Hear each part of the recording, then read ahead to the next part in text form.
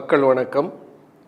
உலக தமிழ் அறிவாளிகளே, சித்தர்களின் அருளால் நலமுடன் பல்லாண்டு வாழ்வோம். மக்கள் தொலைக்காட்சியில் புத்தம்புது காலை என்கின்ற நிகழ்ச்சியில் டிஎன்ஏ மெத்தலேஷன் இல்லாமல் இருப்பதற்கு ஒரு கிளர்ச்சி தேவை. கிளர்ச்சின்னா மகிழ்ச்சி. இந்த மகிழ்ச்சியை எப்படி உடலுக்குள்ளே ஒவ்வொரு அணுக்குள்ளேயும் புகுத்துவது, இதை பற்றி சித்தர்கள் ஆராய்ந்து அறிந்து அவர்கள் கண்டுபிடித்த ஒரு வழிதான் வாசி யோகம் என்கின்ற ஒரு மூச்சு பயிற்சி. வாசி யோகத்தினாலே ஒரு மகிழ்ச்சி கிடைக்குமா? அனுபவத்தை பார்த்தா தானே தெரியும். புள்ளினும் மிக்க புறவியை மேற்கொண்டால் கள் உண்ண வேண்டாம் தானே களிதரும். துள்ளி நடப்பிக்கும் சோம்பு தவிர்ப்பிக்கும் உள்ளது சொன்னேன் உணர்வாளருக்கே. திருமந்திரம் சொல்லுது. திருமந்திரம் சொல்றதெல்லாம் உண்மையான கேள்வி கேட்கறதை விட திருமந்திரம் சொல்றதை பயிற்சி விட்டு பார்த்து அது உண்மையான நாம் அறிந்து கொள்ள வேண்டும். அடுத்தவர்கள் சொல்லி சொல்லி எல்லாத்தையும் தெரிந்து கொள்ள முடியாது. அப்போ திருமந்திரம் என்ன சொல்லுகிறது? புள்ளினும் மிக்க புறவியை மேற்கொண்டார். புல்லுன்னா பறவை. பறவையை விட வேகமாக பாய்ந்து போகிற புறவி குதிரை. இப்போது பறவை எங்கே போகிறது? காற்றிலே பறந்து போகிறது. புள்ளினி மிக்க புறவி, அந்த காற்று அந்த பறவையை விட வேகமாக செல்லக்கூடியது.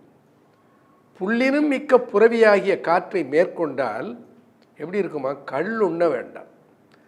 கள்ளினாலே கிடைக்கிற போதை இல்லை, கள்ளுண்ண வேண்டாம் தானே களிதரும். தானே ஒரு மகிழ்ச்சியை உள்ளுக்குள்ளேயே ஒரு ஆனந்தத்தை கொடுக்கும். கள்ளுண்ண வேண்டாம் தானே களிதரும். துள்ளி நடப்புக்கும். இப்போ நமக்கெல்லாம் அந்த அனுபவம் இருக்கும். துள்ளி நடப்பிக்கிறதுங்கிறது சின்ன பிள்ளைகளாக இருக்கிற போது நம்ம வீட்டில் என்ன சொல்லுவாங்க, கடைக்கு போய் தான் வாங்கிட்டு வர சொல்லுவாங்க. இப்போ வாங்கிட்டு வர சொல்லும்போது ஒரு 8 அணா கொடுத்து வாங்கிட்டு வர சொன்னாங்கன்னா அதில் ஒரு 4 அணாவுக்கு நமக்கு எதையாவது வாங்கிக்க சொல்லுவாங்க. இப்போ சந்தோஷமாயிடும். ஒரு மிட்டாய் வாங்கிக்கலாம், ஏதாவது ஒன்று இனிப்பு வாங்கிக்கலாம். உடனே கடைக்கு போவோம். எப்படி போவோம்? நடந்தால் போவோம், துள்ளி துள்ளி ஓடுவோம்.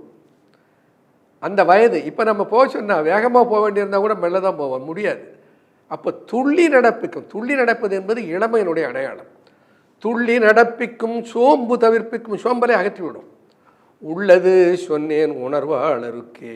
அப்போது மகிழ்ச்சியாக இருந்தால், ஆனந்தமாக இருந்தால், எப்பொழுதும் கவலை இல்லாமல், சோகம் இல்லாமல், சோர்வு இல்லாமல் இருந்தால் டிஎன்ஏ மெத்தலேஷன் குறைஞ்சி போயிடும்.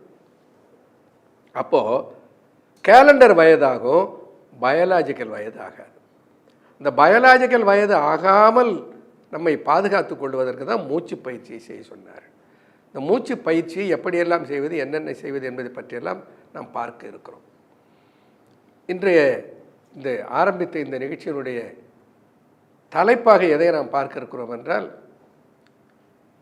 நோயின்றி 120 வயது, சித்தர்கள் ரகசியம் என்கின்ற தலைப்பை ஒட்டி இவைகளை எல்லாம் பார்க்க இருக்கிறோம். நோயின்றி 120 வயது, சித்தர்கள் ரகசியம். இது என்ன 120? அது எந்த எண்ணு எங்கேருந்து வந்தது? 120 என்ற எண்ணுக்கு இங்கே எப்படி இடம் கிடைச்சது என்று ஒரு கேள்வி எழக்கூடும். அது யாரா? நோயின்றி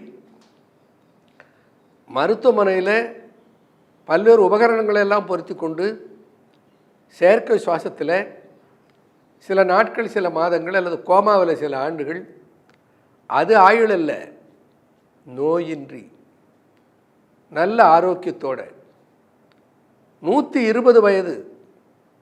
என்ன 120 வயது? சித்தர்களுடைய ரகசியம் என்று அந்த தலைப்பின் கீழே இந்த நிகழ்ச்சிகளை எல்லாம் நாம் பார்க்க இருக்கிறோம். அது என்ன 120? அந்த 120 என்ற எண்ணுடைய சிறப்பு என்ன? அது எங்கிருந்து வந்தது 120? அதற்கு ஏதாவது சான்று இருக்கிறதா, மூலம் இருக்கிறதா என்று பார்த்தால்,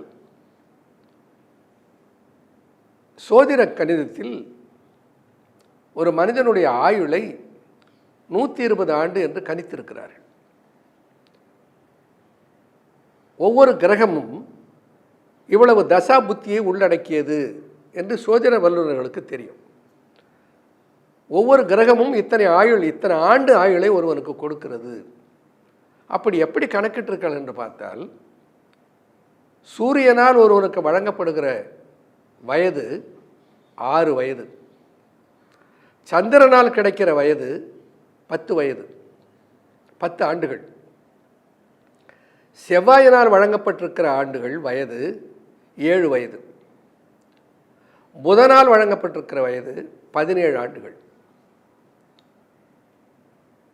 குருவால் வழங்கப்பட்டிருக்கிற ஆண்டுகள் 16 ஆண்டுகள். சுக்கிரனுக்கு 20 ஆண்டுகள். சனிக்கு 19 ஆண்டுகள். ராகுக்கு 18 ஆண்டுகள். கேதுக்கு 7 ஆண்டுகள். கூட்டி பாருங்க, மொத்தம் 120 ஆண்டுகள் வரும். ஆக இந்த கிரகங்களுடைய வழங்கப்படுகிற ஆயுள் நமக்கு எவ்வளவுனா 120 வயது என்று சித்தர்கள் அந்த காலத்திலே கணித்திருக்கிறார்கள். அப்போ 120 ஆண்டுகள் வாழ்வதற்கு எப்படி வாழணும்? நோயின்றி வாழ்வதற்கு ஏன் நாமெல்லாம் முயற்சி பண்ணக்கூடாது? நாம் எல்லோரும் சேர்ந்து ஏன் முயற்சி செய்யக்கூடாதுன்னு சொல்கிறேன். உடனே நீங்கள் வாழுங்கன்றதில்ல, எல்லோரும் சித்தர்கள் சொன்னதை நான் பகிர்ந்து கொள்ள போகிறேன். எனக்கு தெரியலையா, தெரிஞ்சிருந்தா நான் கடைபிடித்திருப்பேன், நாளைக்கு வருந்தக்கூடாது இல்லை. அதனால் சித்தர்கள் சொல்லி இருக்கிற கருத்துக்களை உங்களோடு நான் பகிர்ந்து கொள்ள இருக்கிறேன். இது என்னுடைய கருத்து அல்ல, சித்தர்களுடைய கருத்து. அப்படி நீண்ட ஆயுளோடு 120 கூட வேணாம், நீண்ட ஆயுள்னு வச்சுக்கோங்க. நீண்ட ஆயுளோடு ஆரோக்கியத்தோடு வாழ்வதற்கு என்ன செய்ய வேண்டும் என்று சித்தர்கள் என்ன சொல்லி இருக்கிறார்கள் என்பதை பார்ப்போம். நன்றி, வணக்கம்.